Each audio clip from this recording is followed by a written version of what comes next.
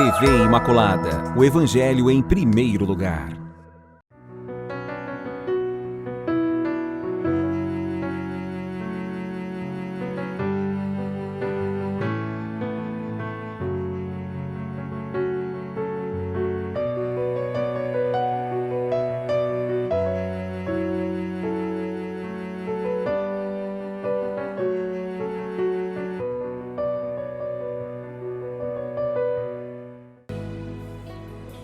É com alegria no coração que nós estamos aqui de volta mais uma vez, programa Respostas. Quero saudar todos vocês que estão aí, junto com a gente aqui pela TV Imaculada, uma programação que traz luz, que traz esperança, que traz informação. Essa TV que evangeliza, essa TV que nos ajuda, nos dá força, sobretudo nos momentos mais difíceis da nossa vida. TV Imaculada, esta companheira no nosso caminho. Exatamente, esse programa Respostas também quer fazer companhia nesse seu dia. Nós queremos estar aqui exatamente para encontrar luzes, pistas, caminhos que possam nos ajudar a seguir sempre o caminho da luz, aquele caminho que nos leva a realizar na nossa vida a vontade de Deus, a realização do seu projeto, o bem das pessoas que Ele coloca no nosso caminho. Por isso que o programa Respostas busca sempre estas respostas, perguntando à luz da Palavra de Deus, também à luz da tradição da nossa fé católica. Então, muito bem-vindo mais uma vez, e é com grande alegria que nós vamos dar início já à proposta que tem nesse primeiro bloco. Vocês sabem que é um momento de reflexão. É um momento em que nós apresentamos um texto oficial, um texto importante, o texto de um concílio da Igreja reunida com todos os bispos do mundo todo no chamado Concílio Vaticano II. Assim chamado porque esse concílio foi realizado no Vaticano. E um concílio para a Igreja sabemos que é um momento de sublime importância. É uma espécie, vamos dizer assim, traduzindo de maneira um pouco mais simples, é uma reunião universal da Igreja. Então, de 1963 a 1965, isso aconteceu. E aí a gente está refletindo sobre um tema, amparados na leitura que já nós vamos propor para vocês hoje. Nós estamos na segunda parte agora do tema que nós estamos tratando na Gaudium et Spes, que é o tema da dignidade da pessoa humana. Esse é o tema geral, né? É o título da temática que nós estamos tratando nesses dias. Mas aí a gente começou, na primeira parte do programa passado, eu não sei se vocês se recordam, quem assistiu, nós falamos sobre a igualdade essencial entre todos os homens. Eu penso que isso seja muito oportuno recordar que no essencial, quando nós falamos de dignidade, de ser criado à imagem e à semelhança de Deus, ninguém pode se sentir inferior ao outro. Exatamente, porque existe uma dignidade oriunda da nossa fé, oriunda da criação. Existe uma dignidade essencial, uma igualdade essencial entre nós. É importante falar disso no mundo onde cada vez mais nós queremos nos distinguir dos outros para dizer que nós somos melhores, né? Então a Igreja está dizendo que você quer ser feliz, mas tem mais gente do seu lado, né, nego? É isso mesmo, tem mais gente do nosso lado. Então essa preocupação pelo bem comum pede do cristão que seja capaz de olhar para o outro sempre como um ser digno de respeito, de reconhecimento. Então nós queremos continuar esse caminho de discussão de reflexão, sobretudo de reflexão sobre o tema da igualdade essencial entre todos os seres humanos. Vamos para a leitura, é importante que você leia com a gente e nós já voltamos então para a reflexão.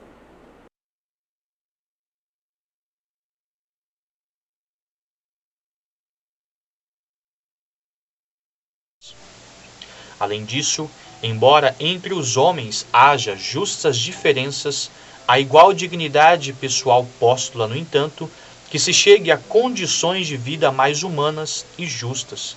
Com efeito, as excessivas desigualdades econômicas e sociais entre os membros e povos da única família humana provocam o escândalo e são obstáculo à justiça social, à equidade, à dignidade da pessoa humana e, finalmente, à paz social e internacional. Procurem as instituições humanas, privadas ou públicas, servir dignamente e o destino do homem combatendo ao mesmo tempo valorosamente contra qualquer forma de sujeição política ou social, salvaguardando sob qualquer regime político os direitos humanos e fundamentais. Mas ainda é necessário que tais instituições se adaptem progressivamente às realidades espirituais que são as mais elevadas de todas, embora por vezes se requeira um tempo razoavelmente longo para chegar a esse desejado fim. Gaudium et Spes. É sempre muito bom a gente ouvir a igreja se exprimindo de maneira oficial, porque o pensamento da igreja nos importa, porque a mãe igreja para nós é a nossa forma comunitária, é a nossa forma eclesial de viver nossa fé, porque todos nós cremos eclesialmente. Então, o que a mãe igreja pensa para nós é importante, porque nós acreditamos que a igreja traduz para nós, para o nosso caminho, no tempo em que nós vivemos, aquilo que o Evangelho pede de todos nós. Então, nesse sentido, vocês podem perceber que aqui não se está negando dentro desse texto aquilo que nós chamamos das diferenças, mas as diferenciações aqui não são aquelas que terminam por diminuir o outro, que terminam por dizer eu sou melhor do que você. Não, aqui as diferenças são respeitadas porque cada ser humano é um ser único, é um ser singular, mas quando nós entendemos que essas diferenças são traduzidas por desigualdades e que infelizmente por vezes nós justificamos, tem gente que justifica a desigualdade até tentando fazer malabarismo teológico, né? É um absurdo, porque nós vemos também católicos defendendo a teologia da prosperidade, né? Desce a lenha na teologia da libertação, mas é bem complacente com a teologia da prosperidade. Então, são coisas assim que a gente fica se perguntando, né? O que acontece com essa reflexão tão seletiva de parte de grupos católicos, né? A gente sabe que existem esses conflitos, mas a gente precisa dialogar, mas o diálogo tem que ser muito sincero, né? Então, tem muitas fakes, né? As fakes eclesiais estão aí muito presentes nessas grandes discussões que nos impedem de ver que muitos elementos que nos são apresentados hoje não são invenções da sociologia, são frutos do Evangelho, são frutos da nossa fé. Olha só o que está dizendo o documento, não é um Padre Adriano aí da vida, né? Com efeito, as excessivas desigualdades econômicas e sociais entre os membros e povos da única família humana provocam o escândalo. Ó, escândalo. O escândalo e são obstáculos à justiça social, à equidade, à dignidade da pessoa humana e, finalmente, à paz social e internacional. É interessante, né? Nós estamos vivendo um momento aí de certa tensão pela questão da luta ali, invasão da Ucrânia, todos esses aspectos. Pode ter certeza que essas guerras, toda a guerra tem o dedo do diabo. A guerra já é uma derrota, é fruto, né, de um caminho onde o ser humano se perdeu, a humanidade se perdeu. E então a gente precisa entender que não tem vitória na guerra, é sempre uma derrota para todo mundo. Derrota primeiro do diálogo, ou seja, nós mostramos que a fala para nós não tem importância, que a violência conta mais, né? A guerra é uma mensagem muito negativa. A guerra é uma frustração de todas as capacidades mais excelsas do ser humano. Por exemplo, a capacidade de dialogar, né? De não agredir o outro fisicamente, com potencial bélico. Então a gente precisa tomar muito cuidado que essas coisas vão crescendo e vão ganhando proporções macro, né? A injustiça social tem repercussões no macro. Então, quando a igreja fala de igualdade, quando a gente fala de equidade, sobretudo, nós estamos dizendo que esse é para o bem de todos. Porque quando nós ignoramos a justiça social, ela começa a aparecer, por mais que nós queremos criar um mundo isolado, uma bolha, como se fosse um shopping, a pobreza que nós esquecemos, ela bate à nossa porta. Se não nos semáforos das ruas que nós passamos, aos poucos também por diversas situações mais complexas, né, que vão causando esse problema. Por quê? Porque a vida em sociedade é isso. é vida em sociedade. Então existe uma repercussão das coisas que vão afetando. Então o cristão é preciso ser sal, é preciso ser fermento dentro dessa realidade e dizer que a igreja jamais defendeu a desigualdade, sobretudo quando essa desigualdade é do nível que subjuga parte da humanidade por não ter bens.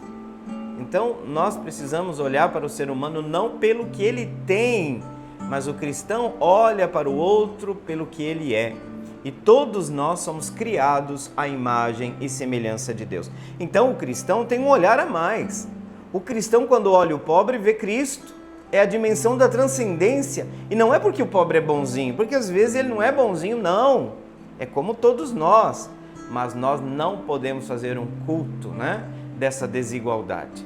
É uma tristeza ver a defesa de um certo elitismo que justifica religiosamente a desigualdade social. Então a igreja bate nessa tecla, por quê? Porque a desigualdade social é uma das principais fontes que causam o que, gente?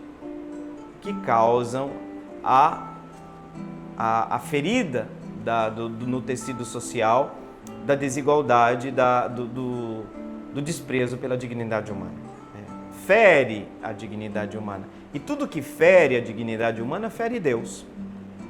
Eu vi a opressão do meu povo, eu vi a dor do meu povo. Por isso, o episódio da libertação do povo no Egito. Vejam, Deus não diz assim, olha, eu estou importando só com os templos. Não, eu não quero que o meu povo fique escravo. Não a parte social da nossa fé não é um apêndice, é elemento integrante da fé. Então essa religiosidade que muitas vezes a gente vê, intimista, é só eu o tempo inteiro. O que está acontecendo? A gente perdeu essa dimensão intrínseca da nossa fé. Por quê? Porque nossa fé, eu digo sempre, ilumina todas as realidades. Não tem nenhuma realidade que fica fora da luz da fé. Então, a gente precisa olhar com o olhar de Deus. Construir o reino significa sempre restabelecer a justiça, restabelecer o bem, E jamais nós podemos nos conformar com as injustiças, sobretudo as desigualdades econômicas e sociais. Nós estamos falando aqui. Por quê? Porque tem muita gente aí sendo paga, recebendo muito dinheiro, com alta tecnologia, e a gente escuta assim no YouTube, e eu falo, meu Deus, ainda usa o nome de católico, É terrível, Tem o neoliberalismo que está querendo encontrar uma seita que o justifique. É um absurdo que a gente escuta por aí, Então, é preciso, urgentemente, que nós voltemos ao cristianismo e voltemos ao cristianismo integral. Não aquele cristianismo adaptado, moldado, parcializado, não sei se existe esse termo, exatamente para se adaptar às nossas ideologias. De ao dizer, hein, gente? De ao dizer aqui. Toda forma de extremismo é uma tentativa de colocar uma camisa de força no cristianismo, na nossa fé. E a nossa fé não pode ser nesse sentido ideológico. Então, a igualdade é essencial entre todos os seres humanos, deve constar como um elemento constitutivo da nossa visão de ser humano. Por quê? Porque a nossa fé nos transmite uma visão de homem, de mulher, de pessoa humana. E aqui nós podemos perceber que realmente é muito complicado, que crises econômicas, por exemplo, interferem na vida familiar, Então eu acho engraçado, defende a família o tempo inteiro, mas quando vai falar que, olha, por exemplo, nós temos um problema, eu tenho uma equipe que tem um marido que tem que viajar, fica 15, 20, 30 dias fora. Como é que vai manter uma família assim? É doloroso, Então a gente tem que pensar que tudo repercute também na vida de família. É um todo, gente. Por que tem que pegar só o moralismo ali, Ô, meu pai, vamos juntar as coisas, vamos juntar? Vamos falar das coisas mais integralmente, do ser humano como um todo? Então é isso, gente. Eu me exalto um pouquinho aqui na hora das reflexões, é porque a gente escuta, sabe? Se eu estivesse escutando, não sei, de ateus, cada um pode também pensar como quiser. Eu estou falando de gente que é da minha igreja. Eu falo, mas eu sou dessa igreja mesmo? O que esse cara está falando, né? Então vocês me perdoem, é isso aí.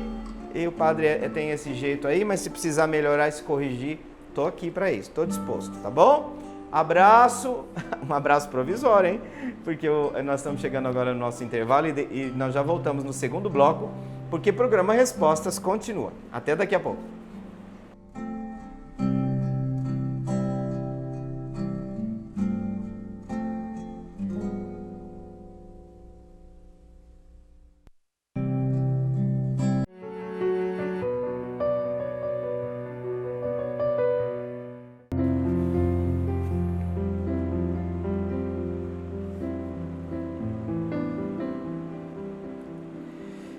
Então estamos de volta ao programa Respostas, mais uma vez uma saudação para todos vocês que nos acompanham aqui pela TV Imaculada, de modo especial, se você começou a assistir o programa agora, seja muito bem-vindo.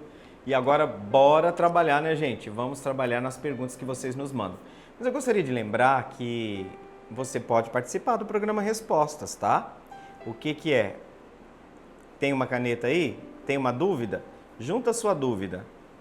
Pega uma caneta e anota esse número, o número do WhatsApp aqui da TV Imaculada, do programa, 993470532. Vou repetir, 993470532. E aí você pode mandar sua pergunta aqui para nós temos uma equipe, o pessoal aqui super bacana, tudo gente, tirando os defeitos, é tudo gente boa aqui, né, Fábio? Tirando os defeitos, até o padre, viu, gente? Brincadeira, né? Quando o pessoal me brinca com o padre, faz um elogio, eu falo, eu sou gente boa, tirando os defeitos, eu sou um cara bom, né? Mas é isso aí. Então, participe, tá? Você pode aí, tem o WhatsApp à disposição, chegou a sua pergunta, já traz para cá, tá certo? E a gente vai tentar responder, servir a pergunta que você envia. E agora nós vamos dar continuidade à resposta que nós começamos no programa passado, a pergunta do Daniel Ventura. Ele fez duas perguntas e nós no programa passado a gente conseguiu responder uma delas. A primeira, o Daniel colocava para nós o que nós deveríamos resgatar de mais essencial das primeiras comunidades cristãs. Olha, praticamente a gente pegou um bloco inteiro para falar disso, né? E olha que ele perguntou o que é essencial, que a gente olhando para as comunidades primitivas, as comunidades cristãs lá das origens, o que seria essencial para a vida de hoje. E depois ele tem uma segunda pergunta, que é a pergunta que a gente passa a responder agora. Como é que a fé compreende o hedonismo? Em primeiro lugar, como aparece um termo aqui que não é tanto conhecido, o hedonismo. O que significa essa palavra hedonismo? Mas eu quero deixar bem claro que a pergunta integral do Daniel é como a fé compreende o hedonismo. Primeira coisa, o hedonismo é uma filosofia de origem grega, é uma espécie de pensamento, né? Que se estrutura, de certo modo, para colocar no centro da vida, quase que como finalidade única, o prazer. Então, quando você fala hoje de hedonismo, você fala assim, vou dar um exemplo. A sociedade de hoje é hedonista. Eu estou querendo dizer com isso, uma sociedade que busca o prazer acima de tudo. Existe uma certa confusão, por exemplo, quando vocês vão lá no tio Google e vocês vão procurar, vocês vão perceber que, por vezes, vai se aproximar muito do epicurismo, né? Epicuro tem uma teoria próxima do hedonismo, são muito... É sutil a diferença entre hedonismo e epicurismo, mas, de qualquer forma, esse pensamento ele estrutura a vida colocando no centro a busca de prazer, de modo que todo o resto tem que girar em torno deste centro. Claro que quando a gente fala de prazer, nós temos que entender que o cristianismo também não é um inimigo do prazer, no sentido que a alegria é um dos frutos do Espírito. Agora, o que nós podemos colocar aqui, que esse hedonismo, quando ele é buscado em si mesmo, de maneira desequilibrada, nós temos danos que se causa à própria vida da pessoa humana. Um prazer buscado por si mesmo, tentando também, por outro lado, evitar todas as situações de dor, porque nós vamos contrapor aqui a prazer à dor. Então, o ser humano que está procurando em todos os sentidos o menor sofrimento. Por quê? Porque a meta é a busca do máximo prazer. Tá? Isso vira uma filosofia de vida da pessoa, e onde a pessoa vai fugir de tudo aquilo que é exigente. Então nós vamos encontrar diversas teorias ou ideias que vão defender assim, o prazer, o que vale é curtir a vida. Essa é uma frase filha desse pensamento, né? O que vale é curtir a vida. Prazer é a coisa mais importante, central na vida. Então a gente precisa entender que o hedonismo, se entendido como uma busca desenfreada do prazer pelo prazer, é óbvio que a fé vai dizer que nós temos sérios problemas aqui. Sérios problemas por causa das incompatibilidades que nascem. Por exemplo, quando o cristianismo fala que a cruz, tá? E aqui cruz eu associo a dor, é uma parte integrante da nossa vida, porque o cristianismo, ele integra, dando ao sofrimento humano características de coparticipação na ação redentora de Deus. Aqui, lembram Paulo? Eu completo na minha carne o que faltou a paixão de Cristo. Mas não é que a paixão de Cristo faltou no sentido de que algo estivesse fora do abraço redentor da cruz. A potência redentora da cruz é máxima. Mas atenção, com isso nós não podemos entender que o cristianismo tem um culto ao sofrimento. Esse é um outro extremo que a gente tem que tomar cuidado. Não sei se vocês leram Deus Caritas Est do Papa Bento XVI, recomendo, Deus é amor, tá? Deus Caritas Est em latim, Deus é amor. Gente, eu sou apaixonado por essa encíclica.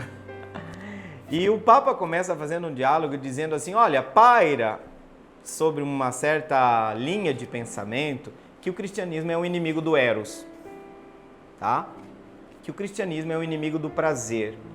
Até porque a ideia que se tem, que se associa prazer onde é que eu sinto prazer? Na festa, no carnaval, né? Então o que existe? Uma associação de felicidade à busca centralizada, centrada no prazer. É óbvio que todos nós queremos ser felizes. A própria palavra de Deus fala, bem-aventurados. Quem são bem-aventurados? Felizes. Então, ninguém de nós cultua o sofrimento pelo sofrimento. Da mesma forma que nós vamos começar daqui uns dias o período quaresmal. O período quaresmal não é um período de sofrência, né? Para usar um termo aí do mundo sertanejo, né? O cristão não cultua a sofrência. Eu tenho que sofrer muito porque daí eu vou ter um lugarzinho lá no paraíso. Temos que tomar muito cuidado com esse tipo de abordagem. Porém, é preciso enfrentar também essa ideologia hedonista, porque ela, por vezes, alimenta na nossa mentalidade a lei do mínimo esforço. O que é a lei do mínimo esforço? Eu faço somente aquilo que me dá prazer. No seletivo, você começa a evitar toda forma de sofrimento. Mas, gente, dá para amar sem sofrer? Não. O amor é exigente. Aí, olha, me compreendam bem o que eu vou dizer agora. Uma coisa é dizer, olha, o casal, a pessoa, eu não quero ter filhos, né? O casal opta porque ele não quer ter filho, tá? Respeito à liberdade do casal. Mas o que eu quero dizer aqui hoje? O motivo que está por detrás hoje de muitos casais que não querem ter filhos. Porque filho dá trabalho. Porque filho tem um antes e um depois. É verdade. Criar um filho é um sacrifício enorme. Requer noites em claro. O coração da gente sai para fora. Então a experiência de vulnerabilidade é muito grande. Mas o amor inclui necessariamente as exigências. E aí a gente tem que tomar muito cuidado, porque sobretudo nossa juventude é é incentivada a um culto ao prazer. E aí a gente precisa tomar muito cuidado. Falei que, por um lado, a gente não pode fazer o culto ao sofrimento, mas também, por outro lado, o culto ao prazer é algo que termina por nos destruir. Porque essa busca desenfreada, né? Por exemplo, você tem que se colocar limites. Você quer comer do jeito que você quer comer. Eu quero comer, né? Eu falo que, por exemplo, os pecados capitais são certas cercas que delimitam a passagem da nossa subsistência humana. As leis divinas não são colocadas simplesmente porque Deus gosta de mandar, mas são colocadas também porque são aquelas leis que vão dar os limites e parâmetros para que o ser humano não se destrua. Então, uma busca desenfreada de felicidade é compreendida, se compreendida como um culto, a busca do prazer desenfreado é fonte da destruição do próprio ser humano. Por quê? Porque o ser humano que não se preocupa com as intempéries, com as exigências, com a própria dimensão da caridade, que é um empenho, né? A caridade é um empenho. Aos poucos a gente tira da própria vida uma dimensão que é constitutiva dela. E um bom professor, por exemplo, só é um bom professor se ele passou horas debruçado sobre livros. Um bom pai, né? Uma boa esposa, uma boa mãe, um bom profissional. Então o que exige? Exige dedicação. E a gente não pode esperar que a nossa vida seja uma eternas férias, né? Não é isso. E não pensar também que a nossa vida consiste em esperar um final de semana, né? Para depois esperar um feriado, esperar umas férias e no fim da vida esperar uma aposentadoria para mim ser feliz. Então a dimensão de felicidade, ela tem que ser, como que eu diria? Ela tem que ser mediada pela experiência da dor, da cruz, né? Porque quando Jesus diz assim, quem quiser me seguir, tome a sua cruz. O que é essa cruz que o cristão toma? Não é a cruz do masoquismo, do masoquista. Eu digo para muitas pessoas, olha, o sofrimento que você está enfrentando não é Cristo que pôs. Essa cruz aí não é Cristo que pôs nas suas costas. Porque a cruz de Cristo leva a vida, tá? Eu digo da quaresma. Quaresma não é um tempo de sofrência para ficar ali se auto-punindo. Não! O objetivo da quaresma é a Páscoa. Então não é dito que o cristianismo é contra o Eros. A Páscoa é a festa que nós esperamos. A quaresma é 40 dias, a Páscoa é 50. O que está querendo dizer para nós? Esses números querem dizer muito. Porque a Páscoa é a pré-experiência da plenitude que Deus espera para nós. E é prazeroso, né? Nós temos que encontrar prazer nas exigências do amor. Por quê? No fundo, eu falo assim para as mães, né? Mãe é padecer, falava ainda com uma amiga minha hoje que tem 4 filhos, né? Mãe é padecer no paraíso, né? Modo de dizer, é toda uma exigência. Não vive para si, vive para os filhos. É doação, é entrega, é sono perdido, é ruga, é cabelo branco. Tudo isso você percebe que a pessoa é feliz. Então, felicidade não pode ser necessariamente entendido só como pausas e momentos onde a gente sai para comer o nosso churrasquinho. Essas são dimensões importantes da vida. O lúdico, o festivo é importante na nossa vida. Então, eu penso assim, todo exagero, Daniel, tem que ser cuidado, né? Tudo que é demais pode ter um problema, pode causar um problema e pode desequilibrar esse projeto da virtude que está no meio, como diz, né? Como diz Tomás de Aquino. Então, o hedonismo enquanto culto frenético, descontrolado, a busca de prazer, repercute na nossa vida e no final, no lugar de encontrar felicidade, o ser humano termina por encontrar frustração. Só frustração. Então, os caminhos exigentes dessa vida nossa podem ser exigentes, mas eles são fonte de um prazer que nós vamos chamar assim, mais duradouro. Um prazer consistente. Então, por vezes, a gente tem que fazer escolhas na vida profissional, na vida vocacional, onde tem a dimensão da exigência, né? Para você ser um bom estudante de teologia, para você ser um bom profissional, você tem que fazer uma boa faculdade. Quem é que vai ser um bom profissional? É aquele que suou na faculdade, é aquele que leu mais, é aquele que buscou, é aquele que pesquisou. E isso requer o quê? Requer entender que na dinâmica da construção da nossa vida, os grandes valores são carregados de exigências, mas são fonte de grande alegria. Então, eu falo sempre que nem tudo que é fácil realiza. O caminho de Deus, por vezes, é exigente, mas evitemos o outro extremo, Daniel, de tem cristão que parece que se ele não tiver com a cara de limão azedo, que parece que ele tem um problema com a felicidade, um problema com a alegria. E lembremos que a alegria é um dos frutos do Espírito. Está lá no catecismo, está lá no catecismo. A alegria é um dos frutos do Espírito. Então, quando o Papa Francisco bate contra aquela cara, né, azeda de quem chupou limão azedo e acha que isso é cristianismo, nós temos que entender que não. Então, o cristianismo não tem nada contra o prazer, a alegria, contra o eros, porque o próprio Papa Bento XVI vai dizer na Deus Caritas Est, que eu já citei para você, que o amor de Deus passa pelo eros. Olha que coisa maravilhosa! O amor de Deus passa pelo eros. Então, gente, na concepção da essência do cristianismo, ele não é contra o eros. Por quê? Porque na plenitude da vida, o que nós queremos é participar da glória de Deus. O que é isso? Isso é extremamente prazeroso, né? Participarmos da glória de Deus.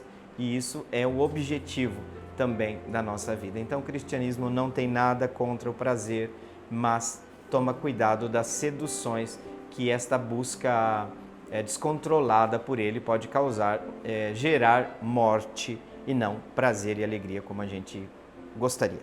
Tá certo? Terminamos o segundo bloco.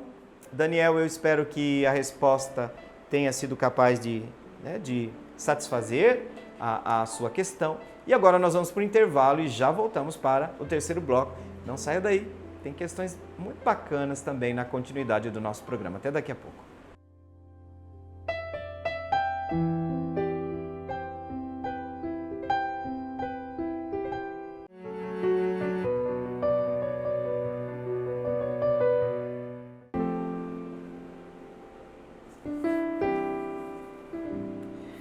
Passa rápido o tempo aqui no programa Respostas, né? E a gente já está indo para o terceiro bloco. Queria saudar com muito carinho o pessoal que está avisando, que está mandando aí saudações no WhatsApp, tá? Vocês que estão assistindo o programa Respostas. Isso mesmo, ajuda a gente a melhorar o programa. A gente sempre pode melhorar, tá? Eu sei que vocês são um pouco tímidos para fazer pergunta, mas olha, não tenham medo de fazer pergunta. Sabe o que acontece no programa Respostas? Normalmente é aquilo que acontece na sala de aula. Sabe o coleguinha que fica morrendo de medo de fazer aquela pergunta do professor que vai passar vergonha? Mas sabe o que é? Todo mundo tem aquela mesma dúvida, entendeu? Então não tem para que ter vergonha não, tá? Manda sua pergunta e a gente vai tentar, à medida do possível, encontrar caminhos, né? Encontrar caminhos para, pelo menos, se não dar uma resposta bem objetiva, pelo menos enquadrar a pergunta dentro do lugar correto da interpretação, da reflexão sobre aquilo, tá bom? Mas é isso, a gente está aqui para servir. É importante que vocês saibam. Muito bem, vamos voltar para o trabalho. Olha só, isso aqui não é bem uma pergunta, é uma pergunta também, mas é algo que diz respeito a um estudo que esse nosso irmãozinho fez, o Newton, lá do bairro Universitário. Newton, saudação carinhosa para você. E o Newton coloca o seguinte aqui para nós: eu fazia teologia, mas parei por conta da vista, em novembro de 2013. Para voltar, preciso começar desde o primeiro ano ou posso continuar de onde parei? Newton, nós precisaríamos analisar o seu caso. Você sabe que o Instituto de Teologia agora foi para o campus da Universidade Católica Dom Bosco, né? Então você precisa procurar a gente lá, o curso de teologia, que tem na modalidade presencial, mas também na modalidade à distância, viu? Por sinal, o curso de teologia da Universidade Católica Dom Bosco tem uma adesão muito grande no país, né? Nós temos quase 400 estudantes de teologia à distância. Eu fico muito feliz de ver tantos cristãos estudando teologia. Entre eles também, por exemplo, agora nessa nova turma tem um pastor evangélico também. Ficamos assim muito felizes, mas é um corpo docente muito preparado, muito experiente. Então, só para dizer, você tem hoje não só a possibilidade de fazer, Newton, teologia presencial na católica, mas também teologia à distância. Mas tá, o que a gente precisa fazer? Analisar seu histórico. Muito provavelmente, não esquece essa frase, viu, Newton? Muito provavelmente você não precisa fazer o que você já fez, porque está registrado lá, ou deveria estar registrado na secretaria do Instituto, o percurso que você já fez. Ou seja, a gente tenta fazer uma espécie do quê? De aproveitamento daquelas disciplinas. Não sei quanto tempo você fez, se você fez 1 ano, se você só fez 1 semestre. O importante é a gente conversar. Então, procura a gente, tá? Inclusive, se você quiser escrever no WhatsApp aqui do programa e perguntar, olha, eu precisava conversar com o padre sobre a questão já, né, no privado, para ver um pouco como é a sua situação, não tem problema não, viu? Eu autorizo a produção aqui, pode passar o meu contato, o senhor entra, fala com a gente e a gente vai ver como é que está a sua situação. Porque você sabe, Nilton, quando alguém chega para fazer um curso de graduação, porque é teologia em nível de graduação, a gente quer ver o histórico, né? Faz análise do que fez, do que não fez, do que pode ser aproveitado, né? Do que pode ser aproveitado. Então traz pra gente, tá? Traz aí pra gente, Nilton, o que foi que você fez e muito provavelmente não vai ter que continuar de onde você parou não, tá bom? Então a gente vai estar te esperando, tá bom, Nilton? Inclusive as matrículas continuam abertas, né? Quem está interessado aí em fazer teologia, e nós temos um perfil de aluno assim muito interessante. Nós temos gente com doutorado, pós-doutorado, gente que já organizou a vida profissional, já com uma certa estabilidade da vida e querem fazer um curso que tenha repercussões existenciais. Então esse é o nosso público. É gente querendo encontrar respostas na fé para a interpretação do mundo. Então tem muita gente já experiente, com uma vida estabilizada, que procura o curso de teologia. Estou falando aqui de modo especial do curso à distância. O curso presencial, ele se dedica, vocês sabem que os seminaristas, os candidatos ao sacerdócio do nosso regional, do estado, que é composto por 7 dioceses, eles estudam lá com a gente. E também temos leigos, leigas, religiosos, religiosas, para dizer que curso de teologia não é só curso para padre e para irmã. Precisa ser dito isso hoje, porque muita gente tem isso ainda na cabeça, né? Tá certo? Muito obrigado, Nilton. Procura a gente aí, a gente vê o que faz, tá bom? Preciso saber o que foi que você fez, e aí a gente vai buscar no arquivo da secretaria, e aí vamos dar um jeito de dar continuidade ao teu curso de teologia. Beleza? Vamos lá. Pergunta da Juliana. Juliana da Vila Carlota. Juliana, muito obrigado pela sua pergunta. A pergunta da Juliana é importante porque a pergunta dela toca uma questão sacramental, tá? O campo dos sacramentos. Padre, por que é importante receber o sacramento da crisma? Juliana, já que a gente estava falando de teologia, a teologia dos sacramentos reflete muito hoje. Você vai encontrar estudantes, pensadores da teologia sacramental, que coloca meio em crise a questão da crisma.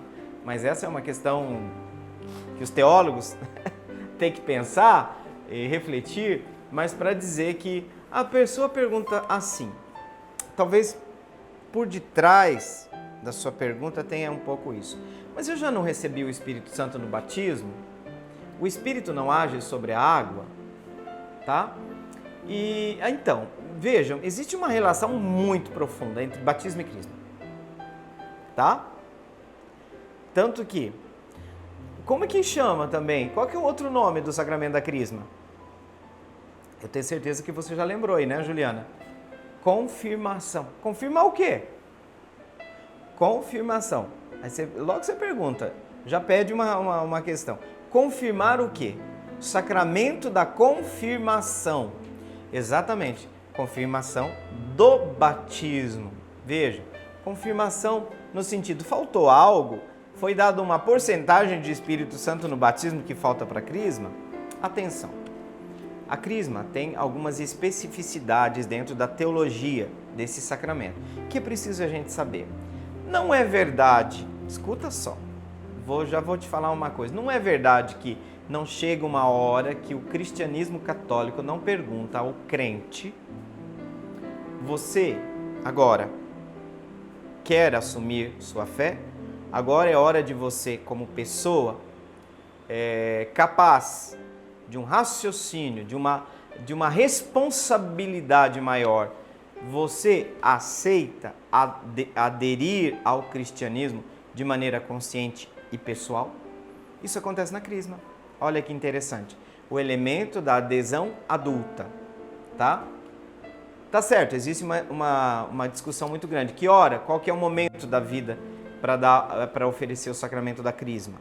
Então precisa ser dito que sim, a pessoa chega um momento que ela vai decidir, ela vai por ela mesma dizer: olha, a fé, eu creio, eu acredito, não é porque os meus padrinhos acreditaram e me trouxeram aqui.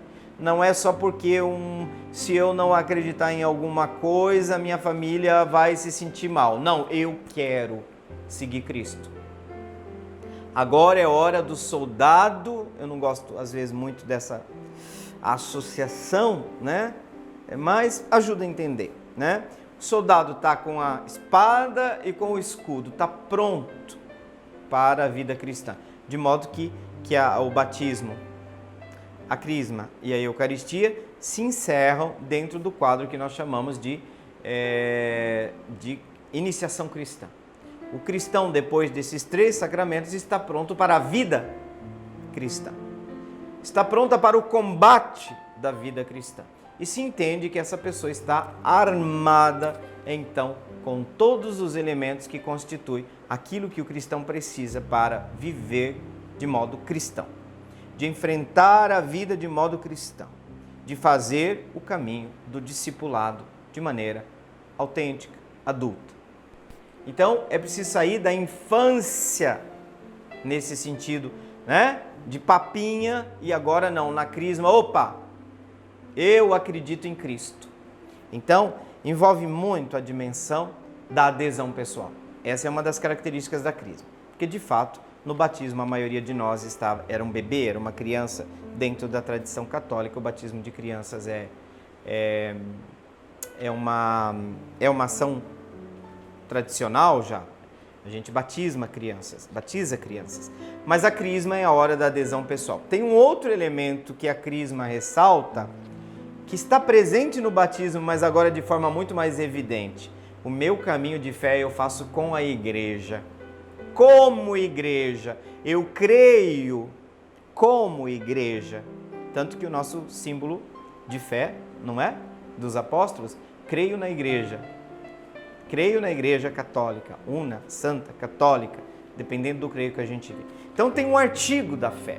Então, tanto que na crisma tem uma coisa. Quem que é o ministro da crisma? Não é o padre. O ministro que concede o dom da crisma é o bispo. Ou uma pessoa delegada por ele. Então, olha só, tem que ser o bispo. Exatamente para ressaltar que a crisma se deixa claro que eu sou parte de um povo. Eu vou ser salvo como um povo.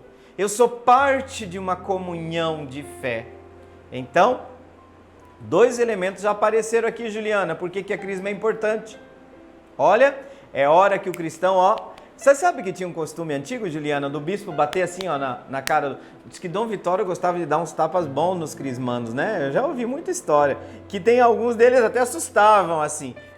Olha o sentido, tá? Não é o sentido de agredir. Mas o sentido, desperta, acorda, agora é você. Agora é com você. Você não tem mais o padrinho e a madrinha. O padrinho de crisma não tem a mesma, até se discute se vai continuar o padrinho da crisma. Mas de qualquer forma, uma coisa tem que ficar clara. A missão do padrinho do batismo é bem distinta do padrinho da crisma. O padrinho da crisma não é que ele é figurativo. Não, eu não digo isso. Todos nós precisamos de pessoas, de anjos da guarda, não precisamos? Também como adulto. Você não tem aquela pessoa que você pede oração, volta e meia, você fala, fulano, reza por mim, que pode ser um padre, que pode ser um ministro, que pode ser um catequista. Então tem significado esse padrinho como acompanhante, né? Como um companheiro de estrada, porque a gente nunca está sozinho. E lembra, Jesus não enviou 2 a 2 os discípulos? Tem sentido, faz muito sentido, né? Então, Juliana, só fazendo uma pequena retrospectiva, tem sentido, é importante receber o sacramento da Crisma? Eu ressaltaria, então, esses 2 aspectos. A adesão adulta, consciente e pessoal e a adesão eclesial, né? A questão da igreja, a importância que a igreja tem na nossa fé. Por quê? Porque tem muita gente que diz assim, né? Aquele moto que tem espalhado por aí, Cristo sim, igreja não. Não. Quem adere ao Cristo sabe que Ele nos chama para fazer parte de uma comunhão de fé. E eu digo que a dimensão de adesão é cada vez mais importante, de adesão pessoal ao cristianismo é cada vez mais importante na nossa sociedade. Por quê? Porque a sociedade se descristianizou. O que se pensava antigamente? Nascer é igual a ser católico, não era? Digo, muito tempo atrás. Agora não. O vizinho da frente é ateu, do outro lado é espírita, do outro lado de uma religião de influência afrodescendente. Então hoje não temos mais esse mundo cristão católico. Não tem. Então o que precisa hoje? Não basta o elemento cultural. Por que você é católico? Não sei. Por que você é cristão? Sei lá, todo mundo é, né? Não. Você precisa encontrar razões mais profundas para viver o cristianismo, senão, meu filho, você vai deixar a barca logo. E eu digo no batismo, eu falo para os pais e padrinhos, olha, vocês são uma comunidade de fé que tem que ser testemunho para essa criança. Porque quando chegar na crisma, o que ela pode dizer para nós? Não, tô fora, tchau. É isso que é cristianismo? Embora o padre sempre critica também, né? Nesse sentido, esse pessoal que troca de... Eu respeito todo mundo, hein, gente? Mas ficar trocando de religião como troca de roupa? Não. O que você quer? Uma igreja à sua imagem e à sua semelhança? Ou no fundo quer um Deus que faça só o que você quer? Eu vou lá na igreja para quê? Eu vou lá para me sentir bem. Não é só para se sentir bem. Quer fazer terapia? Vai no terapeuta. Mas a igreja também tem essa dimensão. Mas, gente, pelo amor de Deus, já está na 10ª? O que é isso? Então, convicção de fé. Hoje a pessoa precisa ser convicta da sua fé. Eu sou convicto da minha fé. Muito convicto. Respeito todo mundo, gente. Eu dialogo com gente de tudo que é... Até eu tenho amigos ateus, tá? E a gente tem um diálogo de muito respeito. Mas eu sou uma pessoa profundamente convicta da minha fé. Não é porque eu sou padre, né? Porque eu procuro as razões da minha fé. Não acho que a minha fé tem que ser uma fé de um fanático. Detesto fanatismo. Muita gente fanática, né? Fanatismo faz mal, mas convicção de fé nós precisamos, gente. Pelo amor de Deus, precisa, tá? Então a crisma é esse momento em que a adesão à fé é feita de maneira muito mais consciente, muito mais adulta, e essa adesão ela ganha um nível de convicção pessoal, tá? E aí a pessoa não fica à mercê de qualquer vento que vem por aí, tá bom? Então a catequese da crisma é inclusive uma coisa que a gente precisaria melhorar, né, Juliana? Isso eu concordo também, tá? Em muitos lugares melhorou, mas tem muito a ser feito também. Muito bem, já me avisaram, tá chegando ao final do programa, a gente vai deixando aquele abraço, aquele desejo de reencontro e também, como de costume, no final do programa Respostas, a gente pede a bênção de Deus, né? E essa bênção que vem de Deus, aqui a gente invoca pela intercessão daquela que correspondeu plenamente à vontade de Deus e a gente pede que Maria nos pegue pela mão e nos leve sempre ao seu Filho Jesus. Então, como invocava São Maximiliano Maria Kolbe, Maria como imaculada, ou seja, Maria sem mancha, sem pecado, sem maldade, sem egoísmo, que essa mulher e essa santa seja capaz então de nos levar cada vez mais a viver o Evangelho de maneira cada vez mais plena e profunda. Então, que por intercessão de Maria Imaculada, desça sobre cada um de nós, sobre esse fim de semana, sobre esses dias, sobre nossa vida, sobre nossas famílias, a bênção de Deus Todo-Poderoso, Pai e Filho e Espírito Santo. Amém. Já fico com saudades, grande abraço para você que nos acompanhou aqui no programa Respostas, mas fica a promessa de um reencontro, fiquem com Deus. O programa Respostas volta no próximo sábado. Até lá, grande abraço! Meu coração é para ti, Senhor. Meu coração é para ti, Senhor. Meu coração é para ti, Senhor. Meu coração é para ti.